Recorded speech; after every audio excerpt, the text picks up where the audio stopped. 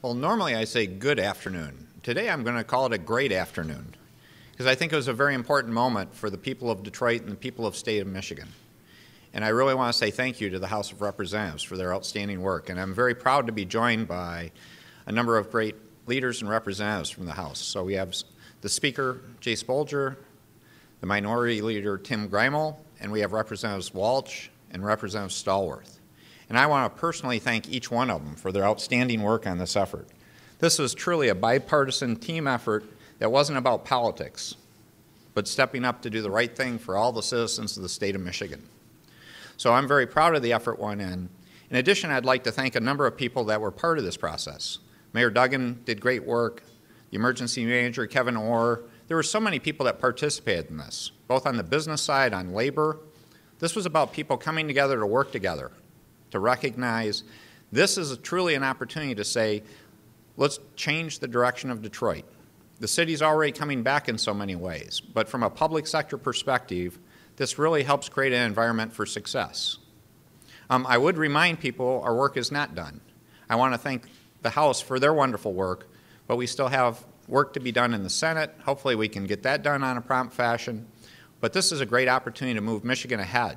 So while we still have more work and we have the bankruptcy process itself, it is important to stop and celebrate success.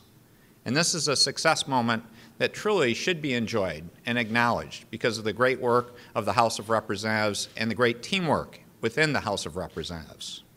So with that, I'm going to turn it over to Speaker Bolger. And again, Speaker, thanks for your leadership and the leadership with Minority Leader Greimel. This is good stuff. Thank you. Thank you. Thank you, Governor.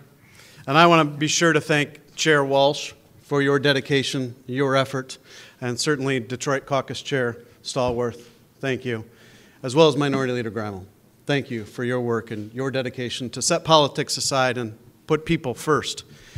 And I want to thank Governor Snyder for your courage to face reality, for your courage to make tough decisions, for your courage to put Detroit on a path for success. This is a monumental day.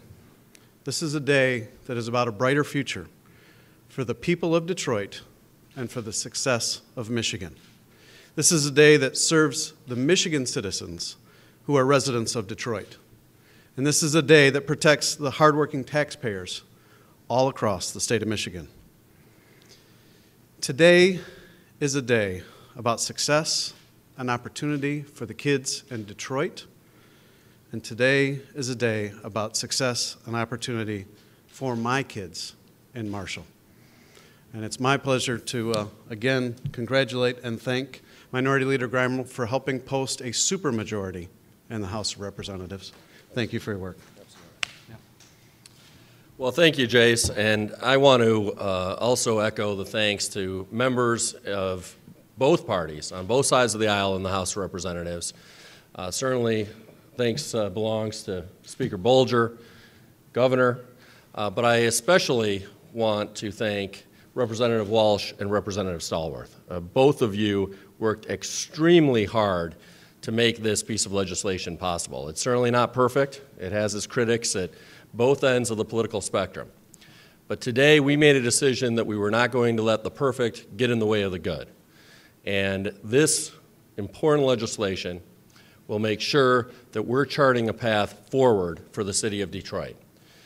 And importantly, this legislation protects retirees, makes sure that they are not forced into poverty due to draconian cuts to their pensions, which would have occurred absent this legislation, and it makes sure that all of Southeast Michigan and all of the great state of Michigan can move forward while putting in place the important oversight and safeguards to make sure that the city of Detroit does not end up in financial difficulty in the future. This is a great example of how Lansing and state government can work when both parties come together, put politics aside, and make sure that we put the interests of all of the state's residents first and foremost. Thank you again.